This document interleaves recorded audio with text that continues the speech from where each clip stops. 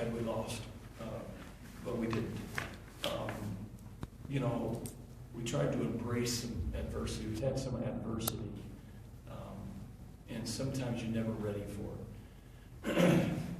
We chose, unlike a lot of teams, to play 3 BCS schools early this year. I think their combined record, you could look it up, but it might be like something like 34-4. And I think our guys felt like they gave away the Colorado and the SMU game. I mean, the last 8 minutes after the 2 phantom calls in Columbus, they got us in Ohio. But, it's been hard for them to lose that chip because I know how hard they wanted those games. But I got to tell you, the way this thing turned and the way this thing turned around and the comeback that they were involved in terms of embracing adversity, I don't know if I've been with a team that I've ever been proud of in that respect. Everyone's depressed. Everyone's upset for the last 2 last-second losses to good teams. These guys are hot. They've already knocked off Kansas State. They've had 6 days off. The excuses could have gone on and on. And you know what? Finally, our guys stayed the course. They connected the dots. They had all and everything to do with it. It wasn't the coach. And I'm really happy for them because this was a tough 5-week schedule put together. Maybe a little over our head, maybe not. But I think it did prepare us. And I think I would have said that regardless of if we'd have come all the way back because I really liked the energy that our guys defended with. Any questions? Larry, you had a lot of turnovers in that first half and, limited those in the second half and certainly knocked down a lot of shots, 16-19. I mean, what did you tell the guys at halftime? Did you get on them or like you said, did they kind of realize what was going on or what happened there? We ended the half, I think, on a 9 or 11-0 run. And so I really talk more about staying the course. If there ever was a team that was set up for failure, it was this afternoon. But you know what? If you put your foot on the pedal now, rather than the brake, some good things could happen.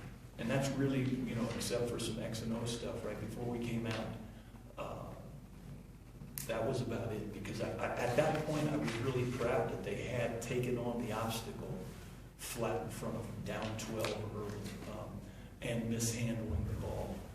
We'll find warts in the next 4 days.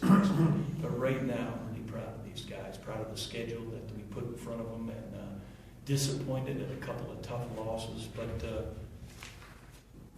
3 nationally ranked defensive teams that we saw, and I think that's going to help us. Coach, what did you see as being behind those turnovers early? The guys kind of said they thought they were trying to do a little too much, the extra, the big play. I mean, did you think that's kind of what it came from? I thought we were hurrying. I thought we were in a hurry rather than playing quick. And I thought the second half, we played quick. In other words, we balled ahead. I'd say 4 or 5 times we balled ahead the second half, and it didn't take but 1 pass. Perhaps they were fatigued, I don't know, but I really liked the energy that I saw the second half. Disappointed with the turnovers. I said we had like 32 or 34 in Monday's practice. But I like the attack mentality of this team. This team doesn't wait like our first 2 teams until there's 4 seconds on the clock. In fact, I like the fact we only took 12 threes today. I thought we were choosy with our threes, if that's the right word.